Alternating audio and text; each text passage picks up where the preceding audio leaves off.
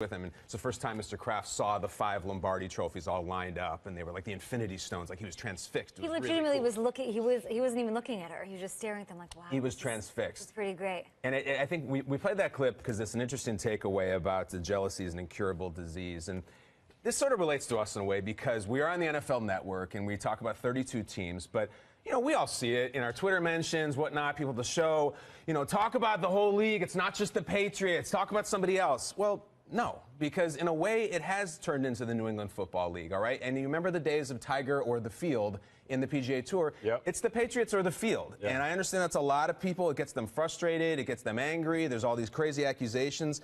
But I don't even think we talk about them enough because what they've done is ridiculous. You look at the Jordan era. You look at the Jordan domination. Yep. 6 titles in 8 years. We're now 18 years deep. How many duck boats have we seen? And it's true. If you're that good, you're going to get people mad at you. But I don't look at it that way. I want to look at the other fans and I want to say, let it motivate you. Don't get that sickness because you know why? It's almost over. There is a light at the end of the tunnel. Tom Brady's going to be 40 years old. He's going to be gone someday. Bill Belichick's going to be gone someday. And maybe, if you play your cards right, you get a great quarterback, you get a great coach, and you can have your era. Do not get that sickness because it catches. It's going around. There's a bug going around. You know what? Mr. Kraft is right.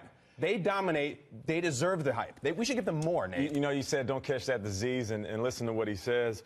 He says that jealousy is an incurable disease, but I feel like some fan bases, I hate to say it, they're genetically predisposed to getting it. And it's they get the shot, they still get it. It's because of who they are. It's because of what they've been through. And I love the fact that he brought that up because it's not really a learned behavior. It's who you are. So if you're going to hate a certain team because they're winning, you're just going to hate them regardless, even if your team wins. I mean, you saw successful programs, successful organizations this year have runs, but still in the back of their minds, they were thinking about the Patriots. Of course. Because the Patriots are right there. It's all about the Patriots. It's all about the Patriots. You know, what pops in my head is Usain Bolt when he's running the 100 in the Olympics, and the guy next to him in second place, he's not even focused on running the race. He's looking at Usain Bolt. And that is everybody in the NFL looking at Usain Bolt, the Patriots, every single season, just seeing, are they going to trip? Are they going to get tired? Can I catch them at the finish line? He parties in the last 10 meters, too. No, just throws the dance. You can't. You're saying it's all about the Patriots. I think that's what I took from that interview is that it almost seemed like it really was just all about them. They didn't. We were all talking about all these other things and the drama and the you know cinema, like the cinema of it or all. But really, it seems like it's. Like, he's so disciplined. So I want to ask you, Peter, because you do deal with all the front office stuff a lot. Like, how, in your opinion, has Kraft handled this? Yeah, we've been waiting for someone to break stride, and I think Matt Patricia did, wearing that T-shirt off the plane. That might have been the only real time we've seen anyone step out of line on this. We've had Hogan on wild. here. Had Hogan on here. I'm like, hey, give me something. Is there a dartboard with Goodell's face? Like, what do you got? Nope. Is Belichick giving you a speech saying, hey, it's us against the world? Nope. No. We kind of looked at our adjustments and said, let's go out in the second half, down 21 points. Let's see what we can do. And from Kraft to Edelman to Brady interview with Peter King, it really wasn't about the league office or Park Avenue, and it really wasn't about the suspension. It was about the people in that building. And Robert Kraft said it, you know, this is for Brady.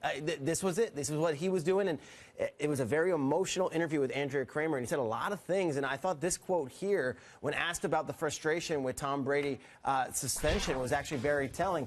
Kraft says, I really don't hold grudges. I mean, I remember everything, but I move on. And so this is the ultimate actions speak louder than words, and walk softly and carry a big Lombardi. And Kraft said, well, that says it all. That says it all. And no one can take that away. But the key thing is, I remember everything. But I move on. And I think, and if you look back at the way the league handled previous things with the Patriots, or the Colts and the Ravens franchises coming to the league and saying, hey, look what's going on with New England. This guy, this team, whether you hate them or love them, laser focus. I didn't really buy into that. I didn't believe that. And I had worked up there a little bit, you know, the whole Ricky Lake isolation booth, earmuffs, like they're not paying attention and outside distractions. I didn't believe it until we did talk to Chris Hogan, until we did hear, you know, at the end of it, when you have Julian Edelman saying to Brady, for your mom. It's not, it's all about them. It's all about them internally and as a team. And what did Tebow now I tell us? believe, Remember what Tebow said? If you preach anything enough, you'll start to believe it. And they've preached one more win, just one more, no days off, whatever you want to call it. And they buy in. And it works. They all buy in, and that's probably It's a good why point, Kate, because we're all a little bit like, come on, you guys were motivated, you wanted to get the commissioner. Then we have Hogan sitting here, we were grilling him. Like, the four of us were firing questions about him. Or just even out and of he just that, doesn't by the haters, by the people who Sure. are, genetically predisposed to be jealous. They're not. I don't even know that plays is a main motivator for them. It really is just them with themselves and the, I'm sorry to burn the Falcons or the brotherhood term that they try to make a thing. That seems to have really worked for them. You get guys mic'd up, and a lot of times, if you know you're mic'd up, you kind of put it on for the camera. I've talked to players saying, "Oh, I'm mic'd up today. I'm going to try to give something, do a little something." Yeah. You can't really think about that during the Super Bowl. And Edelman's mic'd up during the Super Bowl, and the things he's saying are so earnest and so like, we got to believe it's going to be one heck of a comeback. It's going to be one great story. Right. In the Super Bowl, you can't be worried about what they're going to do on the sound effects segment on NFL Films 3 months down the line. So I think it's all real, and I think it starts with Kraft. Yeah. It starts with Kraft because he could, of anybody, with the fines they dealt with, the suspensions, after, taking it on himself and then the league coming around and saying, no, we're still suspending Brady.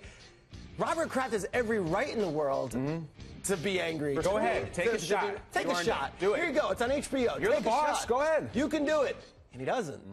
And he doesn't. Kyle talked about, the other fan bases moving on and speaking to them, almost as if it's a misery index saying, do hey, something about it, man. Do something about it. Don't get caught up in the jealousy. And then we look at what Robert Kraft said. He said, I don't hold grudges, but I remember everything. And, oftentimes when I get into storytelling mode, I kind of look at the NFL like a woman, and it's a relationship, and we fall deeply in love. And you met her when you were young, and then you get to high school, you have this relationship through college, and you get in the league, and it's the best thing.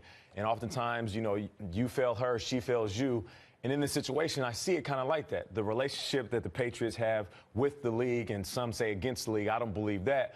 But Robert Kraft is saying, listen, okay, she hurt me. I'm not going to, hold a grudge against the league, against her. But I will remember that pain. I will remember the frustration. I will remember the times that happened when it seemed like the world was against us. And the only people that I could look at and could feel my pain were the people within this organization. So him saying that I remember everything, that's some powerful stuff. It is. And like you said, Kay, for them to have laser focus, if he's hopping out of one relationship, which is the league, and being hurt in certain situations with things that are maybe their fault, partly their fault, and admittedly their fault, but the next relationship or the next goal is that Lombardi trophy, and you focus on that, saying, I won't forget, but this next relationship is the most important, and that is this new championship. Really quickly, I think the fan base is the one who speaks for them, right? So the Patriots don't. But, I mean, you guys can talk about it. What we get on Twitter, what the fan base thinks of the league, what the fan base does on the Barstool sites and all that stuff.